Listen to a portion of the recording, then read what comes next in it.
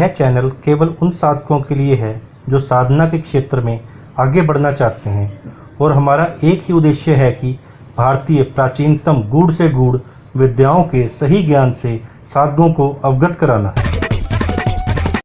नमो भगवती।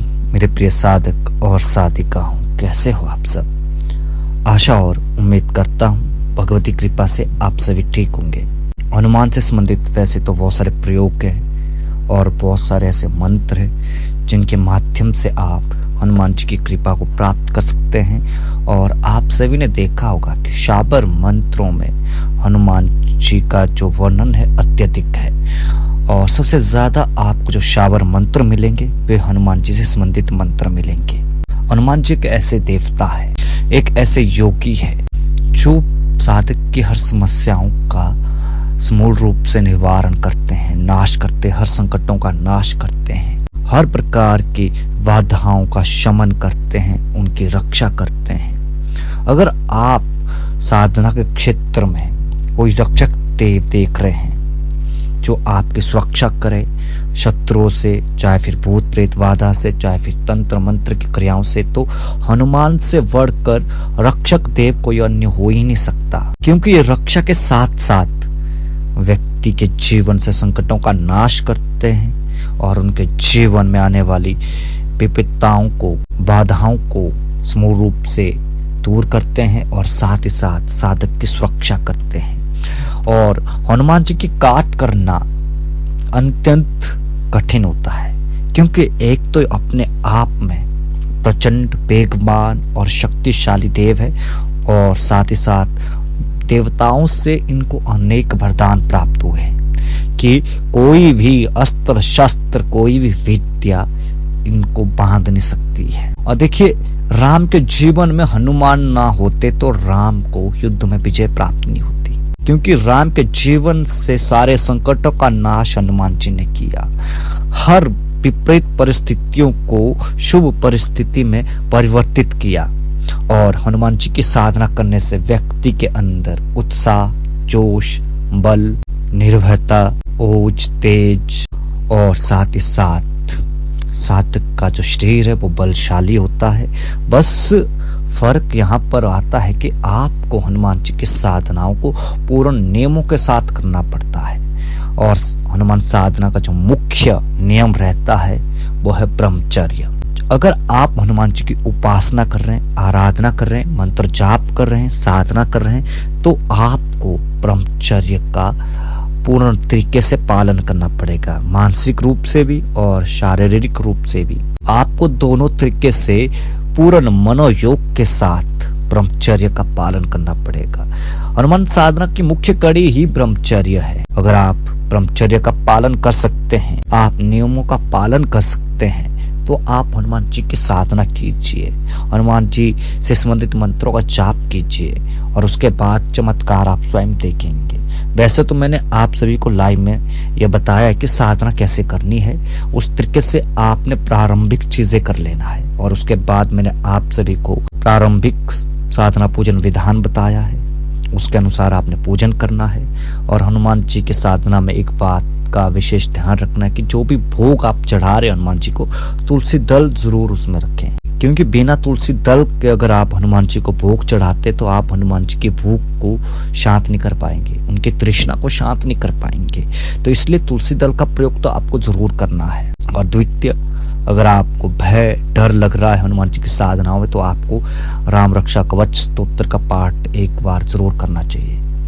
इसके अलावा आप राम नाम मंत्र जाप की भी माला कर सकते हैं। तो इस तरीके से आप साधना कर सकते हैं हनुमान जी की। और आज आप सभी को जो प्रयोग दे रहा हूँ बहुत ही प्रभावशाली और चमत्कारिक प्रयोग है। ये प्रयोग आपके जीवन से सारी बाधाओं को दूर कर देगा, आपके जीवन से हर संकट को दूर कर देगा। भूत प्रेत पिशाच डाकनी शाकनी हाकनी काकनी सारी निम्न योनियों को, सारी इत्र योनियों को दूर कर देगा। और साथ ही साथ आप इसके माध्यम से भूत प्रेत, ऊपरी योनियों की, इत्र योनियों की बाधाओं को भी दूर कर सकते हैं, या किया कराया है किसी ने उसको भी दूर कर सकते हैं। और अगर शत्रु बाधा है उसका भी निवारण कर सकते हैं, काले जादू का भी निवारण कर सकते हैं और काले इलम का भी काट कर सकते हैं। बहुत ही प्रभावशाली प्रयोग है, आप करके देखिए। जब आप करेंगे तभी आपको पता चलेगा। सामान्य तरीके से करना है सब कुछ, इसमें कुछ नहीं करना है। 11 पाठ रोज करना है इसका। जो आज मंत्र बता रहा हूँ एक तरीके से बहुत ही प्रभावशाली मंत्र है। आपने सिर्फ 11 बार जाप करना है और जाप करने के बाद आपने राई, लौंग, लोभान से हवन करना है 11-11 बार, है ना। इस तरीके से आपने प्रयोग करना है। ये साधना करनी, पहले 11 पाठ करना, उसके बाद एक पाठ करते हुए हवन करना। इस तरीके से 11 पाठ दोबारा करना है और आहुति देनी है। तो ये प्रयोग आपने कम से कम 21 दिन तक करना है। 21 दिन तक आप उन तरीके से ब्रह्मचर्य का पालन करिए। अपने हाथों से भोजन बनाइए, भूमि शयन कीजिए और स्त्रियों से दूरी बना के रखिए, है ना। और साधना के दौरान आपने एक बात का ध्यान रखना है कि जब तक आपकी साधना चल रही है, हनुमान जी की जो भी साधना आपकी चल रही है, या अगर आप इस मंत्र का प्रयोग कर रहे हैं, इस मंत्र की साधना कर रहे हैं, तो 21 दिन तक आपके शरीर पर किसी भी प्रकार से स्त्री की छाया ना पड़े। इस बात का आपने ध्यान रखना है। बहुत गूढ़ बात बता रहा हूँ आप सबको, इस गूढ़ बात को आप सभी समझिए।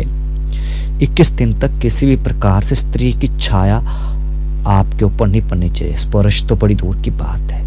इसलिए जब भी आप हनुमान जी की साधना करें तो आपको किसी एकांत स्थान पर, पूरी भीड़ भाड़ से दूर होकर, घर परिवार से दूर होकर, एकांत में अकेले में साधना करनी होती है, जहां पर किसी का आना जाना ना हो, ना किसी स्त्री का आना जाना हो। वहां पर सिर्फ और सिर्फ आप अकेले हो, तो वहां पर आप साधना कर सकते हैं। तो उसके बाद आप चमत्कार देखिए हनुमान जी का। अगर जो व्यक्ति अपने जीवन में हनुमान जी की कृपा को प्राप्त कर लेता है तो उनके मंत्रों की ताकत अत्यधिक बढ़ जाती है और हनुमान जी उनके साथ खड़े रहते हैं। भूत प्रेत तो उस साधक को देखकर कोसों दूर भाग जाते हैं। तंत्र क्रियाओं का निवारण तो आप क्षण भर में कर देंगे। बस फर्क इतना पड़ता है कि आपका जो ऊर्जा स्तर है वो अत्यधिक हो, क्योंकि तंत्र का क्षेत्र है। तंत्र के क्षेत्र में काफी सारी संभावनाएं होती है, जो कि मैं धीरे धीरे आप सभी को बताऊंगा, लाइव आकर बताऊंगा और सिखाऊंगा भी। तो आपने इस मंत्र का प्रयोग करना है। मंत्र मैं आपको लेकर भेज दूंगा। कोई बड़ा मंत्र नहीं है, कोई आपको ज्यादा बड़ी पूजा पाठ करने की आवश्यकता नहीं। सामान्य तरीके से आपने पूजा पाठ करना है। दिशा आपकी पूरब रहेगी, वस्त्र आपके लाल रंग के रहेंगे और अपने सामने आपने हनुमान जी की मूर्ति स्थापित कर देना है, या यंत्र स्थापित कर देना है, या चित्र स्थापित कर देना है।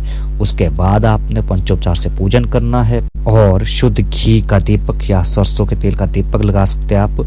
भोग प्रसाद में आप सवा सेर का रोट बना सकते हैं या गुड़ का भोग लगा सकते हैं। और गुड़ के भोग के साथ आपको थोड़े फल रखने होंगे, साथ में केले इत्यादि जो भी फल है वो भी रखने हैं। इस तरीके से आपने साधना करनी है और भोग प्रसाद के साथ आपने हनुमान जी को तुलसी दल जरूर चढ़ाना है और हनुमान सिंदूर का प्रयोग है साधना में करना है, जो आपको बाजार में पंसारी के पास मिल जाता है।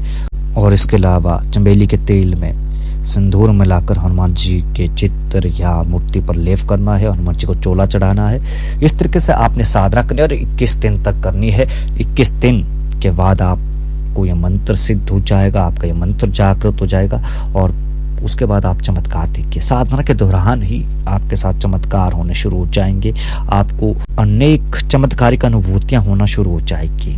स्वप्न में आपको हनुमान जी के दर्शन होने शुरू हो जाएंगे। साथ ही साथ आपको भविष्य की घटनाओं के बारे में ज्ञात होना शुरू हो जाएगा और आपको कभी कभी ऐसा लगेगा कि आपके साथ कोई शक्ति चल रही है। कभी कभी आपको बंदरों की आवाज सुनाई देना शुरू हो जाएगी।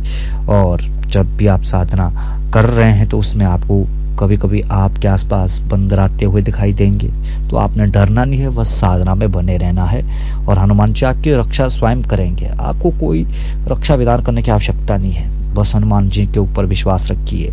आप इस साधना को कीजिए, उसके बाद चमत्कार देखिए। आज के लिए बस इतना ही। मिलते एक नई वीडियो के साथ, एक नए प्रयोग के साथ। तब तक के लिए आप सभी को नमो भगवती।